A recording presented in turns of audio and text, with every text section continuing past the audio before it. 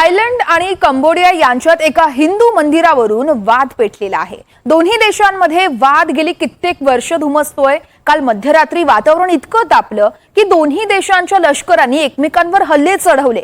आतापर्यंत या हल्ल्यांमध्ये 9 जणांचा मृत्यू झालाय। हल्ले सुरू होण्याआधी दोन्ही देशांनी आपापले राजदूत माघारी बोलावले आहेत। त्यामुळे परराष्ट्रीय संबंध नीचांकी पातळीवर घसरलेत। पाहूयात या संदर्भातला एक रिपोर्ट। भारत विरुद्ध पाकिस्तान, भारत विरुद्ध चीन, पाकिस्तान विरुद्ध अफगाणिस्तान, इस्रायल विरुद्ध पॅलेस्टाईन आणि इस्रायल विरुद्ध इराण। आशिया खंडातील या युद्धांबद्दल सगळेच ऐकून असतात। बुधवारी रात्री आशियात आणखी एका युद्धाला तोंड फुटलंय। भारताच्या पूर्वेला असणाऱ्या थायलंड आणि कंबोडिया या शेजारी राष्ट्रांच्या सीमांवर युद्ध सुरू झालंय। कंबोडियानं बुधवारी रात्री थायलंडच्या 9 लष्करी तळांवर हल्ले चढवले। प्रत्युत्तरादाखल थायलंडच्या सैनिकांनी कंबोडियाचे 2 लष्करी तळ उडवले। दोन्ही देशांच्या सीमांवर जोरदार गोळीबार केला। थायलंड एवढ्यावरच थांबला नाही, त्यांनी कंबोडियावर हवाई हल्ले देखील केले। दोन्ही देशांनी त्यांचे परराष्ट्र संबंध जवळपास तोडून टाकले। दोन्ही देशांनी आपापले राजदूत माघारी बोलावले। Following, unfortunately, yet another landmine incident. सध्याच्या संघर्षाबद्दल बोलायचं झालं तर तो कंबोडियानं सुरू केलाय। आम्ही थाई नागरिकांना आश्वस्त करू इच्छितो की आम्ही त्यांचं संरक्षण करण्यास सक्षम आहोत। आम्ही आमच्या सार्वभौमत्वाचं आंतरराष्ट्रीय पातळीवर रक्षण करू शकतो आणि ते करत राहू। आंतरराष्ट्रीय कायद्यानुसार आमच्या सीमांचं उल्लंघन झालं किंवा मानवाधिकारांचं उल्लंघन झालं तर आम्ही प्रत्युत्तर देऊ। Violation of Thailand's sovereignty, territorial integrity, and the Ottawa Convention. Thailand सेनेनं दिलेल्या माहितीनुसार थायलंड कंबोडिया सीमेवरील संघर्षात थायलंडमध्ये 9 जणांचे बळी गेले। त्यातील 6 जण कंबोडियानं एका गॅस स्टेशनवर केलेल्या हल्ल्यामुळे मृत्युमुखी पडले। तिकडे कंबोडियाच्या परराष्ट्र विभागानं दिलेल्या माहितीनुसार सीमेवरील थाई फायटर विमानांनी प्राचीन प्रीह विहार मंदिराच्या परिसरात हल्ला चढवला। त्या परिसरात रस्त्यांची चाळण करून टाकली। चीनच्या परराष्ट्र मंत्रालयाच्या प्रवक्त्यांनी दोन्ही बाजूंना शांततेचं आवाहन केलं। दोन्ही देशात जे सध्या घडतंय त्यामुळे आम्हाला फार चिंता वाटते। आम्हाला आशा आहे की दोन्ही बाजूला निर्माण झालेला वाद चर्चा करून लवकरच मिटेल। दोन्ही देशांच्या जनतेचा विचार करून दोन्ही देशांनी तोडगा काढावा अशी चीनची सूचना आहे।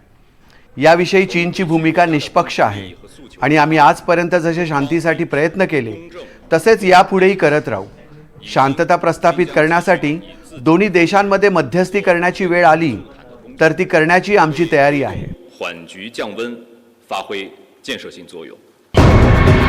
मे महिन्यापासून थायलंड आणि कंबोडिया या शेजारी देशांमधील संबंध खराब होण्यास सुरुवात झाली।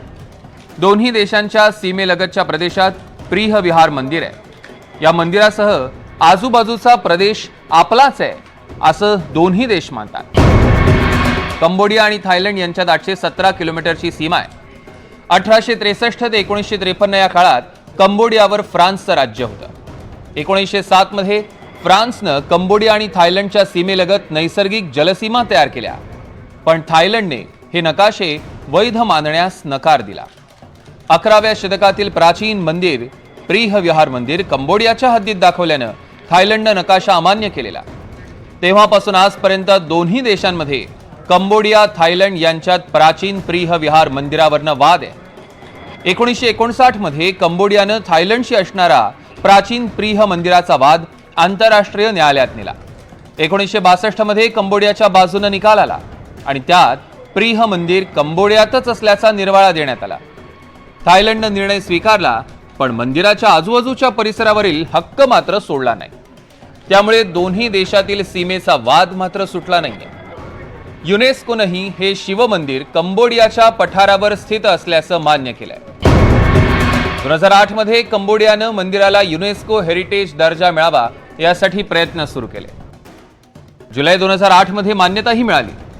त्यानंतर थायलंड आणि कंबोडियाच्या लष्करांमधील छोट्या मोठ्या चकमकी सुरू झाल्या।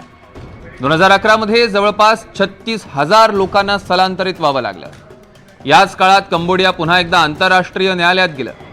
2013 मध्ये पुन्हा एकदा मंदिर कंबोडियाच्याच भूभागात असल्याचं आंतरराष्ट्रीय न्यायालयानं सांगितलं. कंबोडियाच्या बाजूने लागलेला 2013चा निर्णय थायलंडच्या चांगलाच जिव्हारी लागला. काही भाग असा होता की जो पूर्वी थायलंडच्या ताब्यात होता, जो नंतर फ्रेंचांनी ताब्यात घेतला, दुसऱ्या महायुद्धात पुन्हा तो थायलंडनी ताब्यात घेतला आणि नंतर तो पुन्हा कंबोडियाचा भाग झाला. आणि त्याच्यामुळे त्या प्रदेशावरून दोन्ही देशांमध्ये वाद होता, पण तरी देखील दोन्ही देश एकत्र काम करत होते.